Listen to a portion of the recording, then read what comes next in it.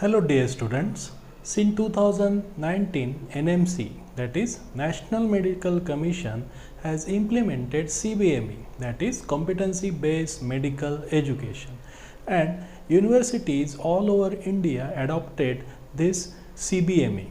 So with reference to MUHS, that is Maharashtra University of Health Science, the paper pattern of both theory as well as practical was changed. So since the summer 2020 exam, theory paper consists of 20 MCQs of 1 mark each, 10 BAQs of 2 marks each, and these BAQs were BAQ stands for brief answer question, and they were firstly introduced. Next is 8 SAQ of 5 marks each and 2 LAQs of 10 marks each, making this total of 100 marks in each theory paper. The students are always in dilemma about how to score maximum marks in university theory papers within a stipulated time. So here I have tried to provide model answer to MUHS theory papers so that students can score maximum marks. So here I go. Hello dear students. In this video we will see the expected model answer to MUHS Winter 2022 paper 1, specifically to the brief answer question. Now let's see the question paper of Winter 2022 by MUHS before starting to the specifically BAQ. So this is the question paper. It includes brief answer question where you have to solve any 10 out of 11. It is of 2 marks each. Third question is of short answer question where you have to solve any 8 out of 9, 5 marks each. And fourth one is long answer question where you have to solve any 2 out of 3, 10 marks each. And there is a MCQs of 1 mark each. Total 20 MCQs are there, so making a total of 100 marks. Now in this video we will see about the answers to BAQ. Now before moving to the BAQs are very specific. We have to answer very specifically to the BAQ, and these are the scoring question. These are the scoring question you will get out of marks of for BAQ means 20 out of 20 you can easily get, but you have to answer very specifically. Questions are very specific and your answer should be very specific. Okay, so let's move the first BAQ. So what is the first BAQ? It is write 2 disadvantages of trans fatty acid. Now before moving to the answer, you know what are trans fatty acids, so and what are their mechanism of action, how they are deleterious to the health. Actually they increases LDL cholesterol level, and due to this the other disorder arises. So what are the answer of this first question is the trans fatty acid, they increases LDL cholesterol level and decreases HDL cholesterol level, and due to this only it leads to obesity and diabetes. So this is the underlying biochemical mechanism, that is increase of LDL cholesterol and decrease of HDL cholesterol. This is the underlying biochemical mechanism, and other health hazards are due to this biochemical mechanism only. So due to increase LDL and decrease HDL, that will lead to obesity and diabetes. It will increase the risk of coronary artery disease and stroke, and the consumption of trans fatty acid is a risk factor for development of insulin resistance, and you know insulin resistance will again lead to diabetes. And last one, they adversely affect systemic inflammation and bring about the endothelial dysfunction. Okay, so these are the disadvantages of trans fatty acid. So very specifically you have to write, because they are asking about 2 disadvantages. So what is the underlying mechanism? Biochemical mechanism is increase of LDL cholesterol and decrease of HDL cholesterol. So due to this, what it will lead to, what other disorders that will arise due to this biochemical mechanism. So it will lead to obesity and diabetes, coronary artery disease, stroke, development of insulin resistance, and it adversely affects systemic inflammation and bring about endothelial dysfunction. So these are the disadvantages of trans fatty acid. Okay, so this is the answer of first BAQ. Now let's move to the question number 2B. Enumerate four enzymes catalyzing irreversible steps of gluconeogenesis. Very straightforward questions. There are four enzymes which catalyze irreversible steps of gluconeogenesis. Half mark for each enzyme. First enzyme pyruvate carboxylase. Second phosphoenol pyruvate carboxykinase. Third is fructose 1,6 bisphosphatase. And fourth one is glucose 6 phosphatase. Very straightforward question. Write four enzyme. Get 2 out of 2 marks. Okay. Let's see the next question number 2C. Enumerate any two lipotropic factors with functions of each. Now they are asking about the names of two lipotropic factor and along with their function. So lipotropic factor are the factors which prevents the development of fatty liver. Okay. So first lipotropic factor. Now this question they are asking about functions of lipotropic factor. They are not asking about their mechanism, how they are preventing the development of fatty liver. It is not asked. So function of each function of each laboratory factor you can mention here. So first laboratory factor is choline, where the function of choline is the synthesis of phospholipid. So in general function you can write of laboratory factor. It is not mentioned anywhere that you have to write with respect to the mechanism by how they act as a they prevent the development of fatty. It is not asked, so write any two laboratory factor and function of it. So first is choline. Function of choline is synthesis of phospholipid. Second is inositol. So function is formation of phosphatidyl inositol. Third, methionine. It takes part in transmethylation reaction. Fourth laboratory factor is betaine. Function is formation of methionine from homocysteine. And lastly, vitamin E and selenium, where they act as an antioxidant. So that's it. So you can remember any two lipotropic factor along with their function. Okay. So choline, to revise, choline synthesis of phospholipid, inositol formation of phosphatidyl inositol, methionine transmethylation reaction, betaine formation of methionine from homocysteine, and lastly vitamin E and selenium, where they act as an antioxidant. So again a scoring question, two factors, two function. Very much scoring question is it. Let's move to question number 2D. Question number 2D. Explain American Diabetes Association ADA criteria for diagnosis of diabetes mellitus. So again very specific question. You have to write ADA criteria, and every first MBBS student must know ADA criteria for diagnosis of diabetes mellitus. Again it is important for your practical, where there is an estimation of glucose in practical exam. Okay, so in that case also Viva will go on ADA criteria for diagnosis of diabetes mellitus. So every student of first MBBS must know ADA criteria for diagnosis of diabetes mellitus. So what is the criteria? Any one of the following is diagnostic. Okay, any one of the following is diagnostic. First is about glycated hemoglobin, that is HbA1c more than or equal to 6.5%. Okay, that is the first criteria. Any one criteria is diagnostic. HbA1c more than or equal to 6.5%, or fasting plasma glucose more than or equal to 126 milligram per deciliter. Here fasting is defined as no caloric intake for at least 8 hours. So minimum 8-hour fast is required.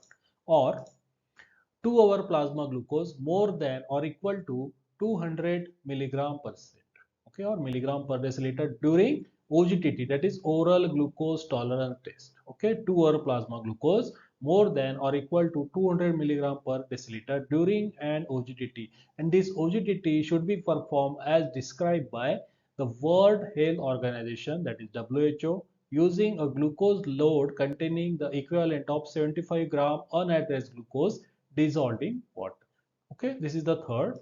Fourth one, that is OR.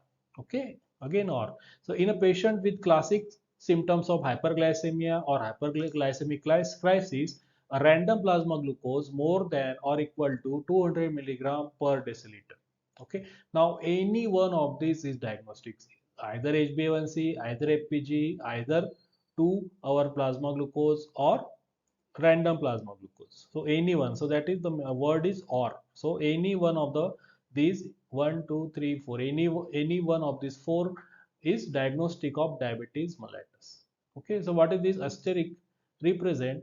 In the absence of unequivocal hyperglycemia, result should be confirmed by repeat testing. Okay, result should be confirmed by repeat testing. So again, to revise, what is the ADA criteria for diagnosis of diabetes mellitus? Glycated hemoglobin HbA1c more than or equal to 6.5% or fasting plasma glucose more than or equal to 126 milligram percent or milligram per deciliter, and fasting is defined as no caloric intake for at least 8 hours or 2-hour plasma glucose more than or equal to 200 milligram per deciliter during an OGTT, which should be performed as described by WHO, which uses glucose load containing 75 gram of anhydrous glucose dissolved in water, or if the patient have classical symptoms of hyperglycemia or hyperglycemic crisis, then if the level of random plasma glucose is more than or equal to 200 milligram per deciliter, and each criteria is there, with each criteria there is a asterisk which represent in the absence of unequivocal hyperglycemia, result should be confirmed by repeat testing. The result should be confirmed by repeat testing. So this is the ADA criteria for diagnosis of diabetes mellitus. Okay, now we'll move to the next, that is question number 2E. What is question 2E? Mention the biological significance of uncouplers of electron transport chain. Enumerate any four of these. First sub question is you have to mention biological significance of uncouplers of ETC, and you have to then name any four. Okay, so read the question carefully and you have to answer specifically. So first, what you have to answer? What is the biological significance of uncouplers? Now, what is uncoupler? You know, uncoupler, as the name suggests, suggests that they are uncouplers. What they uncouple? They uncouple electron transport chain from oxidative phosphorylation. Okay, they uncouple electron transport chain from oxidative phosphorylation or phosphorylation. Okay, and you have to mention any four of these. So what is the biological significance? So uncoupler dissociate ETC, that is electron transport chain, from phosphorylation and prevent the formation of ATP, and what is the energy is there, it is released as heat. So heat generation, okay, that is the biological significance, generation of heat. Now what is this, where is that heat generation is used? In case of newborn baby who have a large amount of brown adipose tissue, and this brown adipose tissue contain thermogenin, which is a natural uncoupler. Okay, thermogenin is a natural uncoupler, so it uncouple oxidative phosphorylation and causes dissipation of proton gradient, and energy of oxidation is released as heat. So heat is generated due to uncouplers, that is thermogenin, and this heat will keep the newborn babies warm. Heat will keep the newborn baby warm. So this is the biological significance of uncouplers of ETC. So first sub question I have answered here, biological significance of uncouplers of ETC. So what is uncoupler? Dissociate ETC from phosphorylation and prevent the formation of ATP, but energy is released as heat. Where it is utilized? In newborn babies where they have large amount of brown adipose tissue.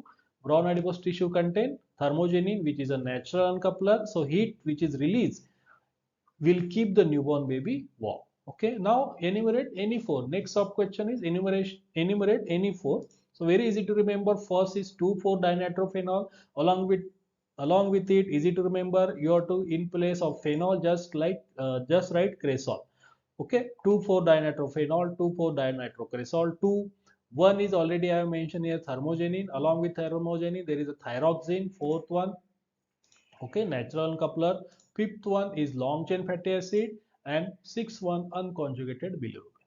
Okay, so easy to remember. What are the uncouplers of oxidative phosphorylation? 2,4-dinitrophenol. Okay, 2,4-dinitrophenol. Second, in place of phenol, write cresol. Okay, that is 2,4-dinitrophenol and 2,4-dinitrocresol. Next, your naturally occurring uncoupler, which are thyroxine and thermogenin, then long chain free fatty acid and unconjugated bilirubin. So you have to enumerate any four. Okay, so this is about answer to question number 2E. First write biological significance. First write biological significance followed by the names of uncouplers. Okay. Next is question number 2F. What is 2F question? Mention the functional properties of extracellular matrix. Now this topic used to miss by the student. They don't go to read this chapter. Extracellular, it is a newly added topic since 2019. Okay, so you have to go through this topic because generally that SAQ or LAB is not asked generally of, on extracellular matrix, but they will be asking the MCQ and BAQ part. Okay, so what are the functional properties of extracellular matrix? Let's see the answer. The ECM hold the cell together in the tissue. Okay, hold the cell, this is the first functional property. Hold the cell together in a tissue. Second, provides a pathway for simple diffusion of blood gases between cells and blood capillary. Second functional properties. Third one, now ECM contains proteoglycans. Okay, proteoglycans regulate cell adhesion, migration and proliferation. Okay, cell adhesion, migration, proliferation. Okay, it is regulated by proteoglycan. Proteoglycan is a part of extracellular matrix. Proteoglycan is a part of extracellular matrix. Fourth, it serves as a medium for supply of nutrient to the individual cell. Okay, supply of nutrients to the individual cell. Development of inflammation, it plays a role in development of inflammation. Okay, so next, it plays an important role in the aging process.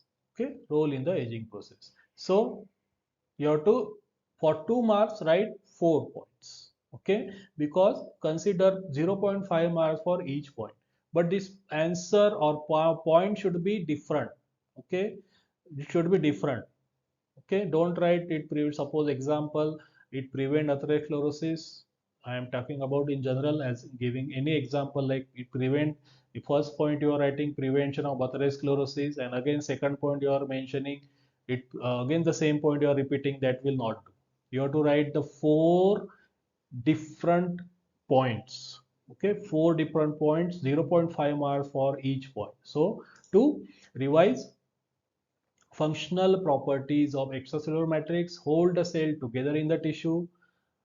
It provides a pathway for simple diffusion of blood gases between cells and blood capillaries.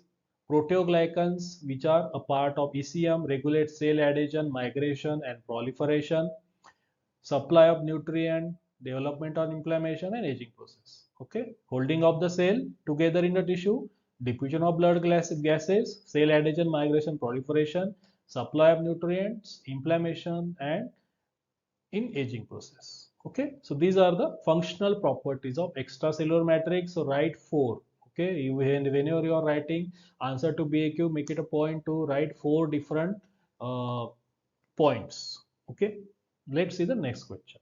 That is question number 2G.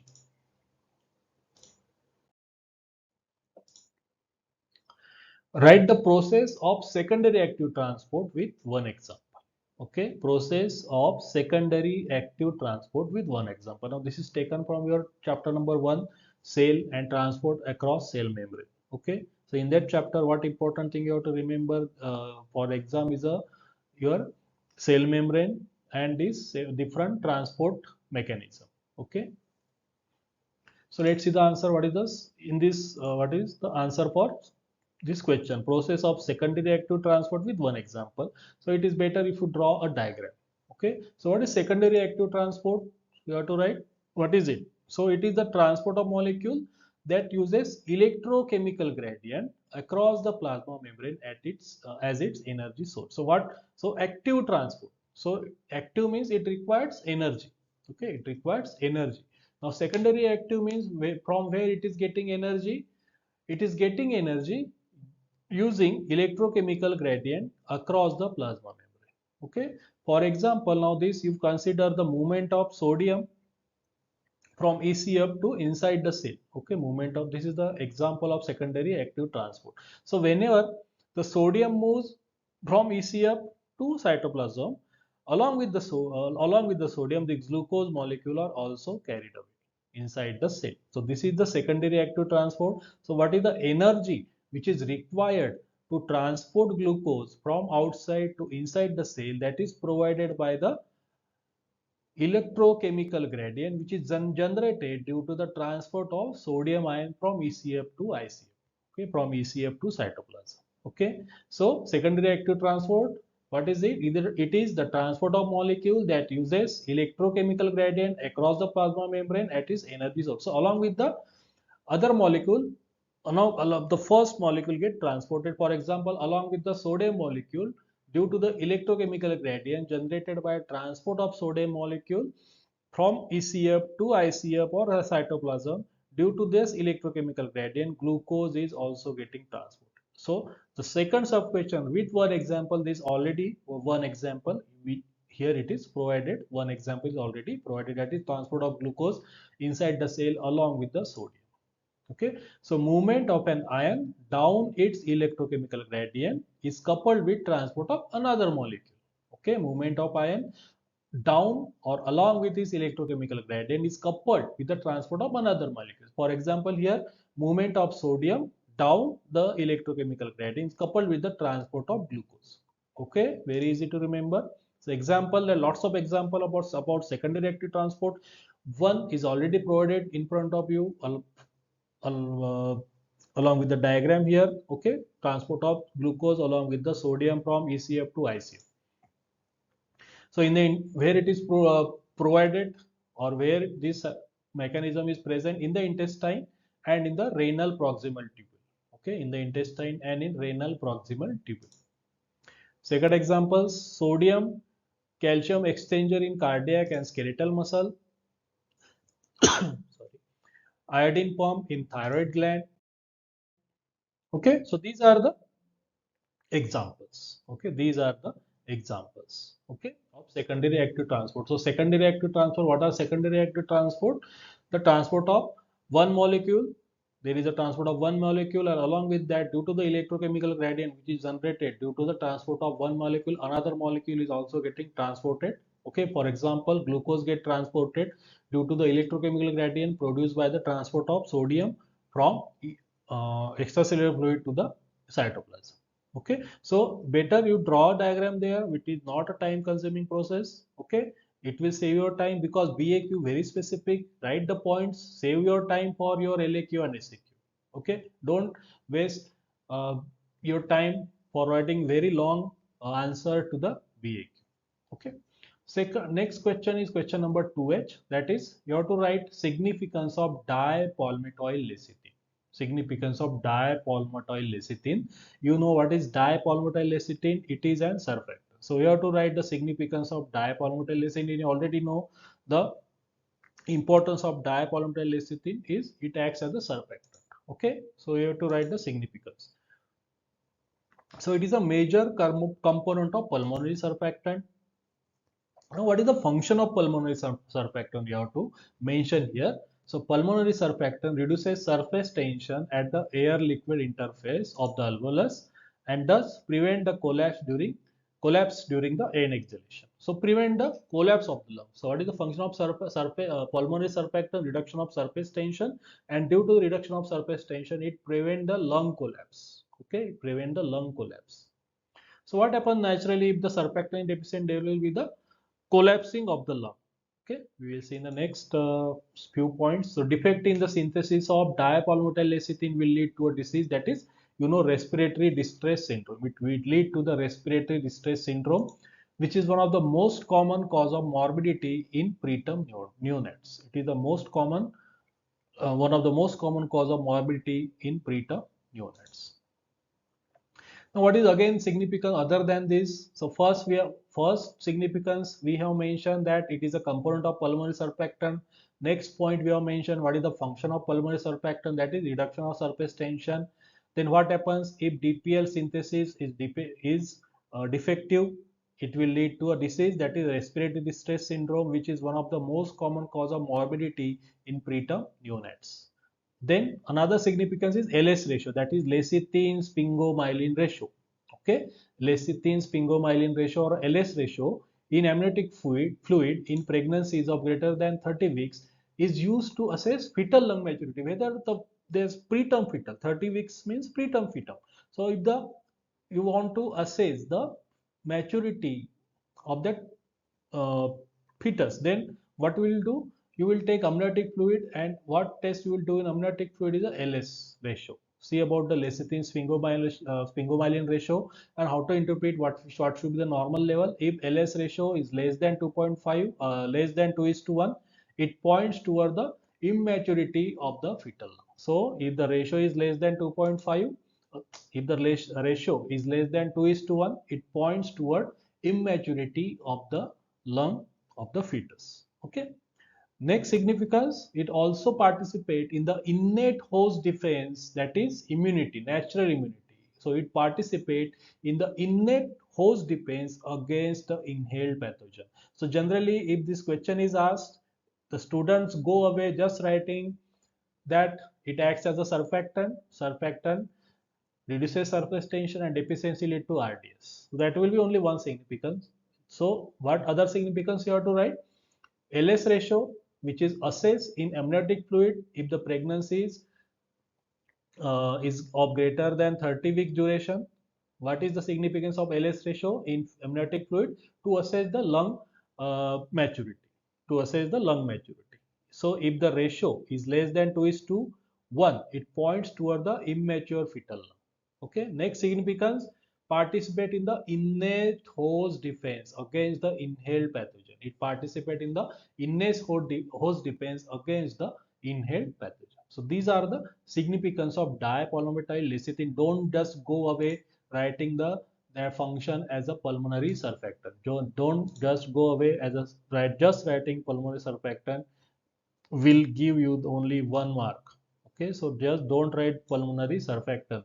Don't just write 1 point. Just again mention other points as well, like LS ratio and innate host defense. Okay, innate host defense against the inhaled pathogen. Okay, so to summarize, significance of DPL, pulmonary surfactant, LS ratio, and immunity, natural immunity, that is participate in innate host defense against the inhaled pathogen. Okay. Next is question number 2I. What is 2I question? 4 examples of detoxification by conjugation. Very important question. Even if the previous MUHS papers are concerned and the new one also, detoxification by conjugation, there can be as a part of your SAQ as well. Very important topic. So here only 2 marks question is there. 4 examples, detoxification by conjugation. First example you already aware of, that is about bilirubin. So write that example. Don't have to remember specifically the specific chemicals, specific compound. Okay, just write what you already studied. Okay, first one is conjugation by glucuronic acid. You already studied it during the bilirubin hemoglobin metabolism. Okay, so conjugation by glucuronic acid, what happens? The bilirubin, which is water insoluble, is made water soluble so that it can be easily excreted through the urine. Okay, so how this conjugation takes place? With the help of glucuronic acid. So bilirubin plus UDP glucuronic acid, enzyme is bilirubin glucuronyl transferase, give rise to bilirubin monoglucuronide plus UDP. Then bilirubin monoglucuronide, which is produced here, okay, bilirubin monoglucuronide, which is produced here, again combines with UDP glucuronic acid, same enzyme, and you get bilirubin diglucuronide. Okay, so that is the first. Okay, that is first. That is, you are very well aware of glucuronic acid. Okay, very well aware of bilirubin, how bilirubin is made water soluble by conjugation. So bilirubin plus UDP glucuronic acid, formation of bilirubin monoglucuronide. Bilirubin monoglucuronide combines with another molecule of UDP glucuronic acid, form bilirubin diglucuronide. Enzyme is transferase, bilirubin glucuronyl transferase. Second, conjugation by glutathione. Already you know the functions of glutathione. In case of its glutathione, start with your chemistry of proteins. Okay, it is biologically important peptide. Okay, so conjugation by glutathione. First is glucuronic acid. Okay, next is glutathione. Okay, next is glutathione. So this is enzyme is GSS transferase. Okay, glutathione as GSH transferase. Okay, so RX plus glutathione gives you GSR plus XH. Okay, so what is the example in which uh, conjugation by glutathione takes place, conjugation of cyclophosphamide. Okay, conjugation of cyclophosphamide, which is an anti-cancer drug. It is this conjugation takes place with the help of glutathione. Okay, enzyme is GSH transferase. Third example, again G. Okay, G for glucuronic, G for glutathione, G for glycine. Okay, cholic acid plus, already you know this example of at if you're done your practicals of normal urine. Okay, benzoic acid plus glycine give rise to hippuric acid. You are estimating hippuric acid in the urine in case of normal urine. So another example, cholic acid plus glycine give you the glycocholic acid. Okay, cholic acid plus glycine, glycocholic acid, benzoic acid plus glycine gives you hippuric acid. Okay, so 3G, 3G, glucuronic acid, glutathione, glycine. Glucuronic acid, glutathione, glycine. Glucuronic acid, you already know about the conjugation of bilirubin. Glutathione, again, you can write the conjugation of cyclophosphamide takes place by glutathione. Third one is glycine. Already you have studied, you have already done the uh, normal urine practical where you estimated hippuric acid. So you must know, you have to remember benzoic acid. What is hippuric acid? It is formed by conjugation of benzoic acid with the glycine. Okay, then another example, cholic acid plus glycine give rise to glycocholic acid. Next is sulfation. Okay, PAPS, sulfation. That is, PAPS is a sulfate donor. That is phosphoadenosine phosphosulfate. PAPS stands for phosphoadenosine phosphosulfate. So, what compound get conjugated by sulfation with the help of PAPS is phenol. Phenol plus PAPS give rise to phenyl sulfate plus PAP. Okay, so this is by sulfation. Fifth one, conjugation by acetylation. Enzyme is acetyl transferase. Example is isoniazide. Isoniazide is your anti-tubercular drug. Anti-tubercular drug isoniazide get conjugated by acetyl CoA. You get acetylated isoniazide plus CoA. That is, the enzyme is acetyl transferase. Okay, so for example, they are asked for. Okay, I given you five. First, the three Gs, that is glucuronic acid, glycine and glutathione. Another is sulfation. Remember the PAPS. Okay, P for P, phenol plus PAPS gives you phenyl sulfate. And last one is acetylation. Remember the anti-tubercular drug isoniazide. It get detoxicated by acetyl CoA. Okay. Next BAQ. Mention the dietary advice for the patient suffering from phenylketonuria. Very important. Phenylketonuria is very important topic for your all theory as well as practicals. Okay. So what here is asked about the dietary advice for the patient suffering from phenylketonuria. Now, you students studied very detail about the phenylketonuria biochemical pathway which is affected, alternate biochemical product which are produced, biochemical effect which is produced by this alternative biochemical compound, and there is the last diagnostic test you studied, and last one the treatment. And you know treatment is diet should be low in phenylalanine. That's all you remember.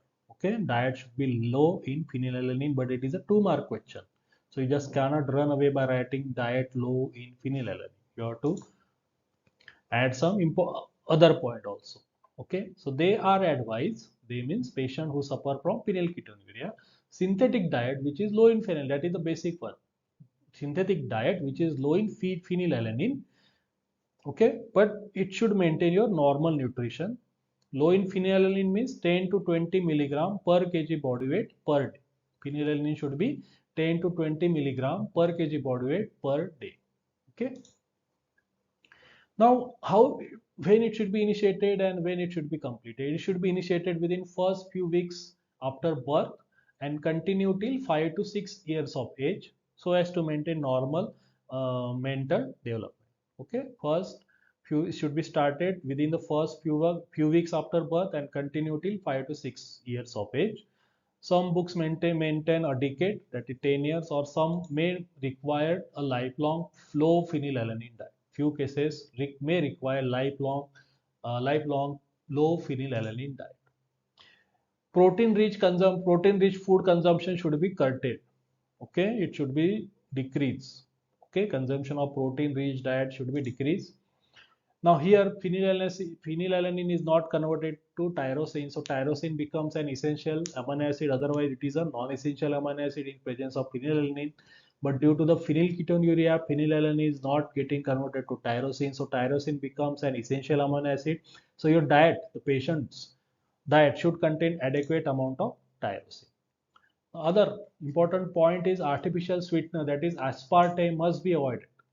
Okay, aspartame, it is an artificial sweetener which should be must be avoided because it composed of phenylalanine and aspartate. So it contains phenylalanine. That is our important part.